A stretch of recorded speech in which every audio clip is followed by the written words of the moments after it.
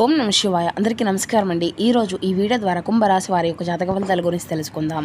వీరి యొక్క జీవితానికి సంబంధించినటువంటి ప్రధానమైనటువంటి అంశాలు ఏమిటి, అదేవిధంగా మే 24వ తేదీ ఆదివారం రోజున సూర్యుడు పడమరకు వాళ్తున్నటువంటి వేళ గడియారంలో ముళ్ళు సరిగ్గా 4:30 తాకకముందే మీ జీవితంలో ఒక అగ్ని పరీక్ష అనేది ఎదురు కాబోతుంది. మీరు చేయనటువంటి తప్పుకు మీరు ఏ మాత్రము కూడా సంబంధం లేనటువంటి విషయానికి మీరు నిందలు పడబోతున్నారు. సమాజం ముందు మీ యొక్క నిజాయితీని నిరూపించుకోవాల్సినటువంటి క్లిష్టమైనటువంటి సమయం ఇదని చెప్పాలి. అసలు ఆ యొక్క అపనిందలు మరి వేసేది ఎవరు, మరి ఆ యొక్క 4:30 ఏం జరగబోతుంది, ఈ గండం నుండి మీరు ఎలా బయటకు పడాలి, ఈ వీడియోని మాత్రం స్కిప్ చేయకుండా చివరి వరకు చూడండి. ఎందుకంటే ఇది మీ యొక్క ఆత్మగౌరవానికి సంబంధించినటువంటి ఒక పెద్ద హెచ్చరిక లాంటిది మిత్రమా. అసలు దీని అంతటికీ గల కారణం ఏమిటో ఇప్పుడు వివరంగా తెలుసుకుందాం. ప్రతి ఒక్కరి జీవితంలో ఎన్నెన్నో సమస్యలు, ఎన్నెన్నో ఇబ్బందులు, ఇటువంటి సమస్యలతో బాధపడుతూ ఎక్కడెక్కడ జ్యోతిష్యం చెప్పించుకొని నిరాశ చెందినటువంటి వ్యక్తులు అయితే చాలామంది ఉండుంటారు కదండి. మరి ఇటువంటి వారి అందరికీ కూడా శ్రీ దుర్గామాత వారి దివ్య ఆశీస్సులతో జ్యోతిష్యం చెప్పబడండి గురుగారు బాలాజీరాజు గారు. మనం ఎక్కడున్నా ఉన్న చోటనే ఉన్నటువంటి మన యొక్క గురుగారిని అయితే ఒక చిన్న ఫోన్ కాల్ ద్వారానే కాంటాక్ట్ అవ్వచ్చండి. మన గురుగారి యొక్క కాంటాక్ట్ నెంబర్ వచ్చేసి 9515871931. మీకు అది ఏ విధమైనటువంటి సమస్య అయినా కావచ్చండి. దానికి తగినటువంటి మంచి మార్గాన్ని మన యొక్క గురుగారు అయితే విత్ ఇన్ డేస్లోనే మీకు అయితే తెలియపరుస్తారండి. మీ యొక్క ముఖ కవళికలు, ఫోటో చేయి, గోత్రం ఆధారితంగానే మీకు ఉన్నటువంటి సమస్యలకు మంచి మార్గాన్ని అయితే మన యొక్క గురువుగారు మీకు అయితే తెలియపరుస్తారు. అదేవిధంగా మన యొక్క గురువుగారి గురించి చెప్పాలి అంటే స్త్రీ పురుష వశీకరణం చేయడంలో ఎటువంటి రకమైనటువంటి సమస్యలకైనా మన యొక్క గురువుగారి దగ్గర మీకైతే 100% శాశ్వత మార్గం అయితే మీకు ఖచ్చితంగా లభిస్తుందండి. సమస్య మీది పరిష్కారం మన యొక్క గురువుగారిది. నమ్మకంతో ఒక్కసారి ప్రయత్నించి చూడండి. మన యొక్క గురువుగారిచే లబ్ధి పొందినటువంటి వ్యక్తులు కూడా చాలామంది ఉన్నారు. చుక్కచారి చూడండి, ఖచ్చితంగా మీకున్నటువంటి సమస్యల నుండి మీకు మీరుగా బయటపడినటువంటి వ్యక్తులు అవుతారు. ఇక ముఖ్యంగా వివరాలకు వస్తే కుంభరాశి అనేది రాశి గల 11వ రాశి. ధనిష్ట నక్షత్రం 2-4 పాదాలు, శతభిష నక్షత్రం 1-2-3-4 పాదాలు, పూర్వభద్ర నక్షత్రం 1-2-3 పాదాలు జన్మించిన వ్యక్తులు ఈ యొక్క కుంభరాశి పరిధిలోకి వస్తారు. ఈ యొక్క కుంభరాశి వారికి అధిపతి శని భగవానుడు. ఇక ముందుగా వీరి గురించి చెప్పాలంటేనండి, వీరు సహజంగానే న్యాయానికి, ధర్మానికి కట్టుబడి ఉంటారు. వీరు అబద్ధం చెప్పడానికి ఏ మాత్రము కూడా వీరు అసలు ఇష్టపడరని చెప్పాలండి. ఎవరిని కూడా మోసం చేయాలని అసలు అనుకోరు. కానీ ఆ యొక్క శని భగవాను యొక్క అనుగ్రహం అనేది మీకు పూర్తిగా లేనందున ప్రస్తుతం ఆ యొక్క స్వామివారు మీ యొక్క రాశిలో సంచరిస్తూ ఉండడం వలన మిమ్మల్ని అయితే నిప్పుల్లో నడిపిస్తూ ఉన్నారండి. మీ యొక్క మంచితనాన్ని ఇతరులను బలహీనతగా మీరైతే తీసుకోవడం గమనిస్తూనే ఉంటున్నారు. మీరు అందరినీ కూడా నమ్ముతారు అదేవిధంగా నమ్మి మిమ్మల్ని దోషిగా నిలబెట్టేటువంటి ప్రమాదం కూడా మీకైతే ఖచ్చితంగా కనబడకపోలేదు.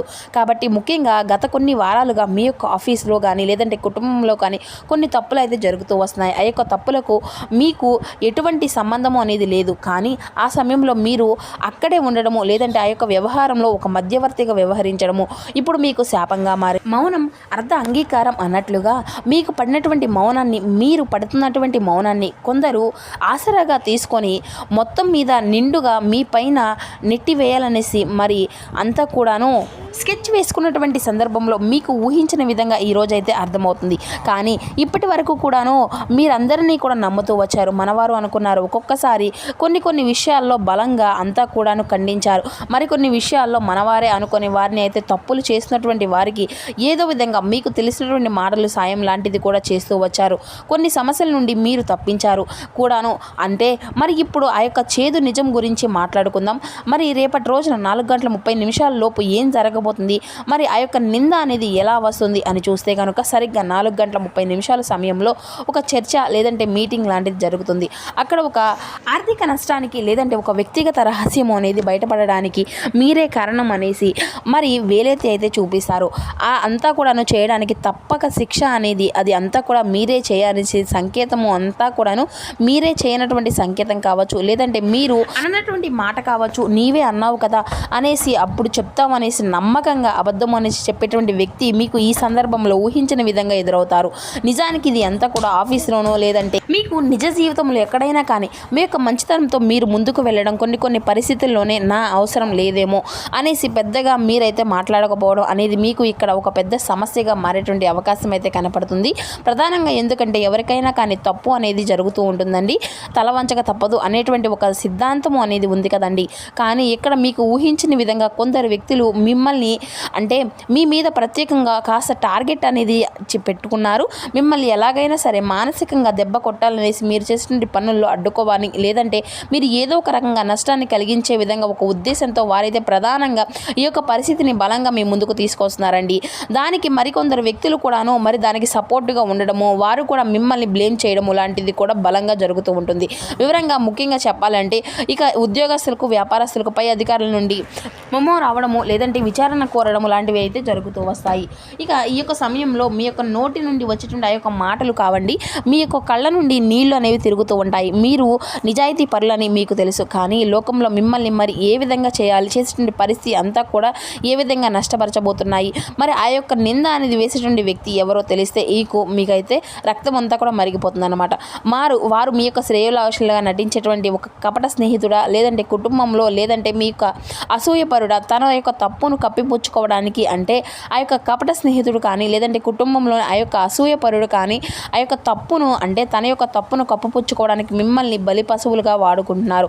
ఈ యొక్క వ్యక్తి మీ యొక్క ఎదుగుదలను ఇష్టం లేదా, అందుకే ఇన్నాళ్ళు కూడాను అతను ఏ విధంగా మీ మీద కోపం అనేది చూపించి ఈ రేపటి రోజున మీ యొక్క జీవితంలో ఆ యొక్క సాయంత్రం సమయంలో ఈ విధంగా ఎంచుకోబోతున్నారు అన్నమాట. ఆ యొక్క ముఖం మీదే అంటే ఆ వ్యక్తి ముఖం మీద చూస్తూ ఆ యొక్క అసహ్యము అనేది వస్తుంది మీకు.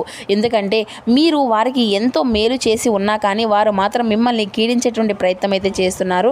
రేపటి రోజున ఈ యొక్క రాశి వారికి ప్రస్తుతం ఏళ్ళనాటి శని మధ్యకాలంలో నడుస్తుంది. దీనికి జన్మశని అంటారు కదండి. జన్మశని కాలంలో మనిషి గౌరవానికి హాని అనేది అంగీకారంగా నిందలు అనేది కలగడం చాలా సహజం.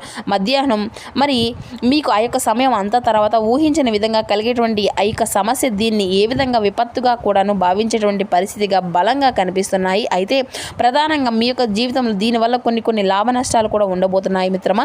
అయితే ప్రధానంగా అందులోని ముఖ్యంగా మీ యొక్క జీవితంలో మరి గూళిక కాల ప్రభావంతో వల్ల నిందలు అనేవి బలంగా పడుతున్నాయి. శనిదేవుడు మిమ్మల్ని పరీక్షించి మీలో ఉన్నటువంటి సహనాన్ని బయటకు తీయాలని చెప్పేసి చూస్తూ ఉన్నారు. ఇది అంతా కూడా కర్మఫలంలో ఒక భాగంగా ఉండబోతుంది. ఈ యొక్క పరువుకు భంగం కలిగించవచ్చు. మనశ్శాంతి అనేది కోల్పోయి కొన్ని రోజుల పాటు నిద్ర లేనటువంటి రాత్రులను కూడా మీరైతే గడుపుతారు. అయితే ప్రధానంగా ఆత్మీయులు కూడా మిమ్మల్ని అనుమానించేటువంటి అవకాశం కూడా ఉంది. మరి లాభాలు ఏంటంటే మిత్రమా, ఈ నింద వల్ల ఒక మంచి అనేది జరగబోతుంది. మీ చుట్టూ ఉన్నటువంటి వ్యక్తుల్లో ఎవరు అసలైనటువంటి వారు, ఎవరు ముసుగు వేసుకున్నటువంటి వారు అనేది కూడా ఒక స్పష్టత అనేది మీకైతే అర్థమవుతుంది. ఈ గండం నుండి బయటపడ్డాక మరింత దృఢంగా మీరైతే మారుతారు. మరి భవిష్యత్తులో ఎవరిని కూడా నమ్మాలో మీకైతే ఒక పెద్ద పాఠంగా నేర్పడబోతుంది.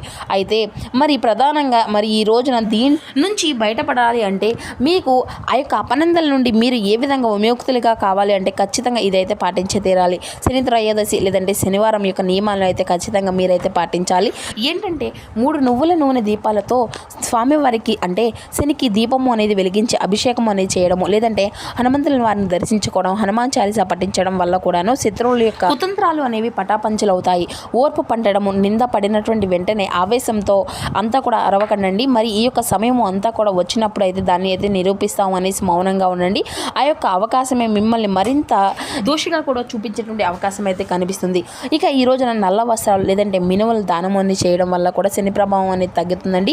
ఇక ఈ యొక్క రాశి మిత్రులారా, బంగారం అనేది నిప్పుల్లో కాలందే మరి అంతా కూడా నల్లగా తయారు కాదు కదా. మరి రేపటి రోజున ఆ యొక్క సాయంత్రం సమయం అనేది ఎదురయ్యే ముందే ఈ యొక్క పరీక్ష అనేది ధైర్యంగా ఎదుర్కోండి. సత్యం ఎప్పుడూ కూడా నిలకడగా ఉంటుంది. అది ఆలస్యం అయినా కానీ మీకు వెలుగులోకి అయితే ఖచ్చితంగా వెలుగును చూపించే తీరుతుంది.